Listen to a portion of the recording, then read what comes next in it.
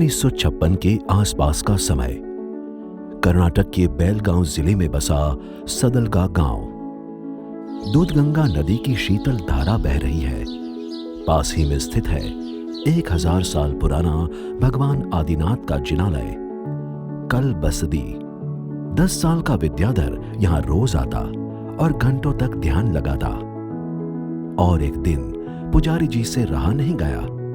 पास आए और बोले, विद्याधर जाओ बाहर, बच्चे लुका छिपी खेल रहे हैं, उनके साथ खेलो।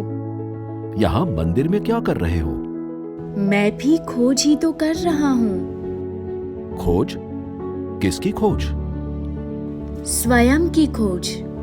मैं कौन हूँ? कहाँ से आया? क्या प्रयोजन है इस जीवन का? इसकी खोज। विद्याधर, तुम और तुम्हारी ये बातें।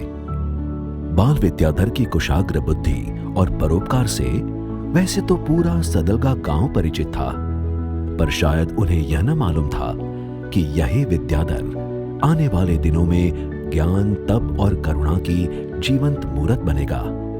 भगवान महावीर के मूल्यों को सजीवन कर वह लाखों लोगों को आत्मविजय की राह पर खींच जाएगा। यही विद्याधर आचार्य विद्या सागर बनेगा और कहलाएगा वर्तमान का वर्धमान। विद्याधर का जन्म हुआ 1946 में शरद पूर्णिमा के दिन, माता श्रीमंती जी और पिता मल्लप्पा जी के घर। पूर्व जन्म के कोई संस्कार ही रहे होंगे कि बचपन से ही विद्याधर का मन आत्मा के गहन विषयों को समझने की ओर खींचने लगा। धर्म ग्रंथों का अध्ययन और उन्हें कंठस्थ करना विद्याधर के लिए सहज हो गया।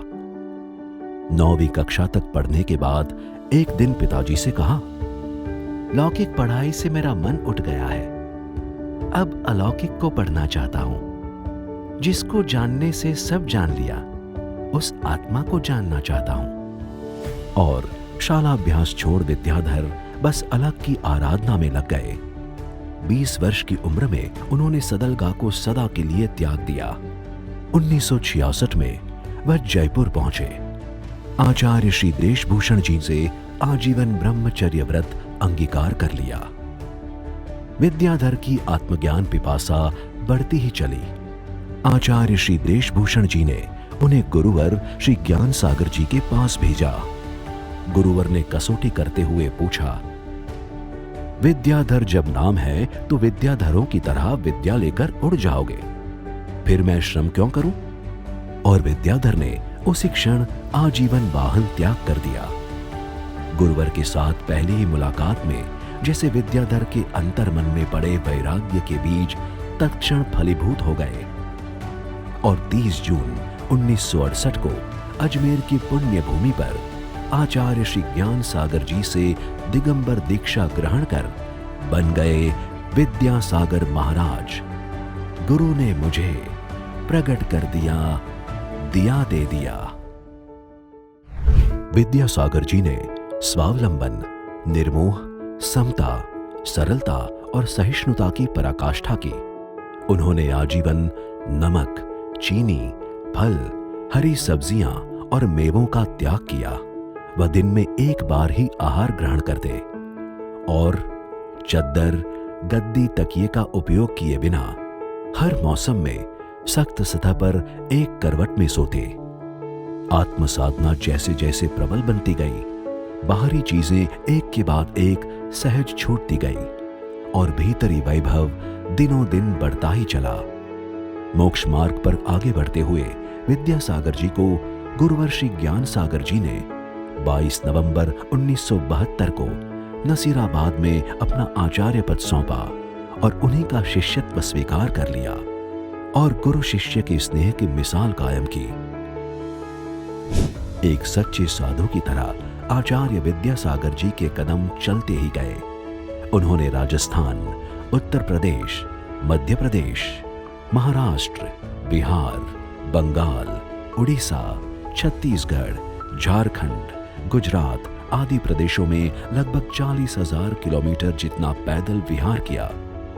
कभी घोर अरण्यों में से पसार होना होता, तो कभी स्मशान में बैठकर ध्यानस्थ होते। ऐसे में भी उनके साथ रहे मुनिवर्यों को भी अभय का एहसास होता। वो कहते, आचार्य जी है तो फिर किस बात का डर? अगर कोई कष्ट आएगा तो आचार्य जी पहले अपने आप पर झेल लेंगे। बुंदेलखंड के जनजातीय इलाकों से गुजरने में उस वक्त साधुजन भी कतराते, पर आचार्य जी के तेज ने इस क्षेत्र के लोगों को, खासकर युवाओं को, जैसे चुंबक की तरह खींच लिया। उनके ज्ञान की आभा ऐसी थी कि जहां भी गए वहां लोग उनकी करुणामयी वाणी का आस्वाद करने स्वयं दौड़े आते। आचार्य विद्यासागर जी मात्र मोक्ष मार्ग के संत नहीं थे, वह समाज निर्माण और राष्ट्र निर्माण के भी संत थे। वह सिर्फ जैनियों के संत नहीं थे, हर समाज, हर धर्म के लोगों को उन्होंने अपने प्रेम की धारा से भिगोया। उन्होंने देशवासियों को विदेशी मानसिकता की गुलामी से मुक्त होने का आह्वान किया और बुलंद पुकार किया, इस देश को इंडिया नहीं भारत कहो। उन्होंने वंचितों के उत्थान के लिए भारतीय परंपराओं और आध्यात्मिक मूल्यों के अनुरूप राष्ट्र निर्माण का एक संपूर्ण मॉडल दिया, जिसके 5 आधार स्तंभ है। मातृभाषा में मूल्य आधारित शिक्षा, अहिंसक आयुर्वेदिक चिकित्सा, अहिंसक अर्थोपार्जन, जीवदया और राष्ट्र प्रेम, जिसमें आचार्य जी ने 3 चीजों को विशेष प्राधान्य दिया: हिंद की संस्कृति, हिंदी भाषा और हथकरघा। भारत की सनातन संस्कृति में हम गाय की माता की तरह पूजा करते हैं, तो फिर इस भूमि में मांस भक्षण के लिए गौ माता की हत्या कैसे कर सकते हैं? उनके शब्द थे, पर की पीड़ा अपनी करुणा की परीक्षा लेती। उन्होंने गौवंश मांस निर्यात के विरुद्ध मुहिम चलाई। उनकी प्रेरणा से दयोदय महासंघ की रचना हुई और भारत के 5 राज्यों में 72 गौशालाएं संचालित हुई, जिनमें अब तक 1 लाख से अधिक गौवंश को कत्लखानों में कटने से बचाया जा चुका है। दूसरे के दर्द को, वेदना को देख करके उसको मैं दूर कैसे कर सकता हूँ? अगर आंखों में पानी आ गया, समझ लो दूसरे के लिए रो रहे हो, ये धर्म है। उन्होंने हथकरघे को स्वदेशी अहिंसक आजीविका का माध्यम बनाया। उनकी प्रेरणा से अनेक स्थानों पर हथकरघा प्रशिक्षण केंद्र खोले गए, जिसमें प्रशिक्षण पाकर वस्त्र निर्माण के द्वारा हजारों गरीब परिवार गरीबी से मुक्त हुए। देश भर में उन्होंने जेल और कैदियों के सुधार का महाकार्य चलाया। कैदियों को हथकरघा चलाने की तालीम दी गई और उनके द्वारा बनाए वस्त्र को बेचने के लिए केंद्र खोले गए। अनेक कैदियों के परिवारों को सुखमय भविष्य की नई दिशा मिली। आचार्य जी की प्रेरणा से शुरू हुए 3 प्रकल्प, अपनापन, श्रमदान और चल चरखा, आज जेल के कैदियों, ब्रह्मचारी भाइयों और ब्रह्मचारी बहनों द्वारा बनाए गए वस्त्रों को जन जन तक पहुंचा रहे हैं। गरीब और मध्यम वर्ग के परिवारों के लिए शिक्षा और स्वास्थ्य चिकित्सा की दिशा में भी आचार्य जी ने सेवा की अस्खलित धार बहाई। उनकी प्रेरणा से कई चिकित्सालय और शिक्षा संस्थानों का निर्माण हुआ। आयुर्वेद को बढ़ावा देने हेतु उन्होंने जबलपुर में पूर्णायु आयुर्वेद चिकित्सालय एवं अनुसंधान विद्यापीठ का निर्माण करवाया। युवतियों को भारतीय संस्कृति के अनुरूप संस्कारों से युक्त शिक्षा देने के लिए 5 प्रतिभा स्थली और जगह जगह छात्रावास स्थापित किए गए। भारत की नई शिक्षा नीति में भी आचार्य जी के विचारों का प्रमुख योगदान है। संसार के क्लेश से मुक्ति की राह पाने हजारों लोग आचार्य जी की शरण में आते, चाहे वह रूप का घमंड हो, धन का, ज्ञान या फिर पुण्य का। आचार्य जी प्रज्ञा के ऐसे मानदंड थे जिनके सामने लोगों के हर घमंड टूट जाते। आचार्य जी बड़े सहज उदाहरणों से श्रावकों को क्लेश मुक्ति के राज बता देते और फिर मुस्कुराते हुए कहते, किसी से कहियो मत।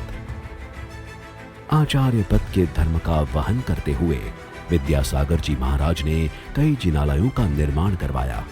उन्होंने 120 दिगंबर मुनि, 172 आर्यिकाएं, 64 क्षुल्लक, 3 क्षुल्लिका, 46 एलक को दीक्षा देकर मोक्ष मार्ग प्रशस्त करवाया। यहाँ तक कि उनके माता पिता एवं भाई बहनों ने भी उनके मार्ग का अनुसरण कर दीक्षा ली। आज 3000 से ज्यादा युवाओं ने बड़ी बड़ी डिग्रियां और उच्च वेतन वाली नौकरियां छोड़ आचार्य जी द्वारा शुरू किए परोपकार के कार्यों में अपना जीवन समर्पित कर दिया है। इस महान संत की आभा के दर्शन हेतु राजनीति से लेकर हर क्षेत्र के आगवान उनके दर्शन के लिए आते और उनसे मार्गदर्शन प्राप्त करते।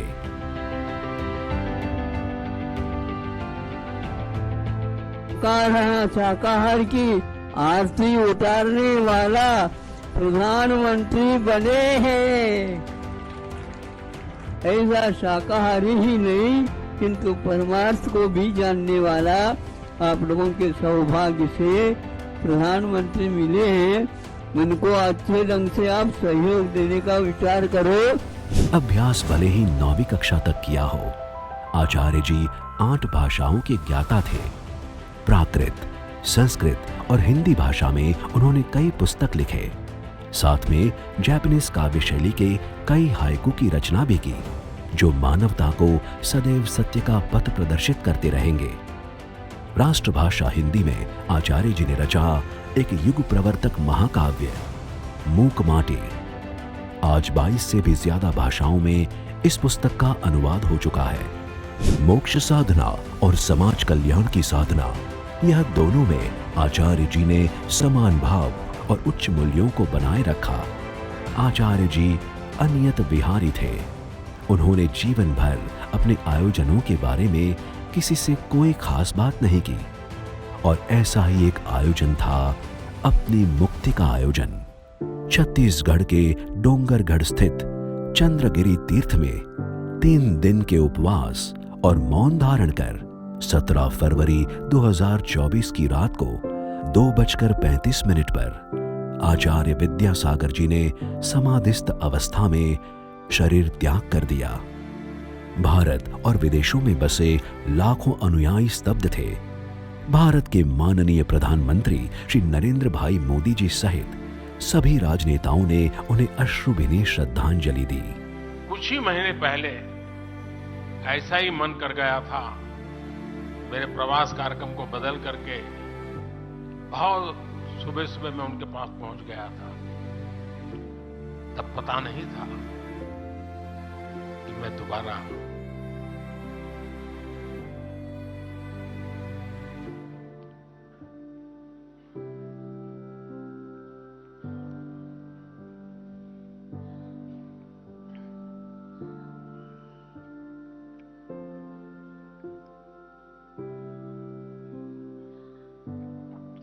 उनके